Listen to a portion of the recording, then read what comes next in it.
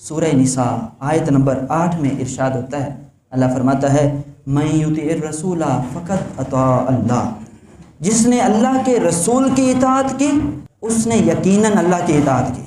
تو رسول اللہ کی باتوں کو ماننا یہ ایسے ہی ہے کہ جیسے بندہ اللہ تعالیٰ کی باتوں کو مان رہا ہے۔ اللہ پاک نے قرآن کے اندر جہاں اپنی اطاعت کا حکم دیا وہیں پر اپنے محبوب کی اطاعت کا بھی حکم دیا، اور پھر یہ تو حد درجے کا مبالغہ ہے۔ اللہ پاک نے اپنے محبوب کی شان کو کس قدر بلند کیا کہ میرے رسول کو فالو کرو گے ایسے ہی تم مجھے فالو کر رہے ہو۔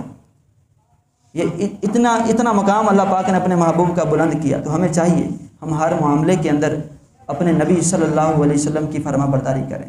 پیارے آقا صلی اللہ علیہ وآلہ وسلم کا فرمان ہے، نبی دو عالم صلی اللہ علیہ وسلم نے فرمایا جس شخص نے میری اطاعت کی اس نے اللہ کی اطاعت کی، جس نے مجھ سے محبت کی اس نے اللہ سے محبت کی۔ محمد کی غلامی دین حق کی شرط اول ہے، گر ہو اس میں خامی تو سب کچھ نامکمل ہے۔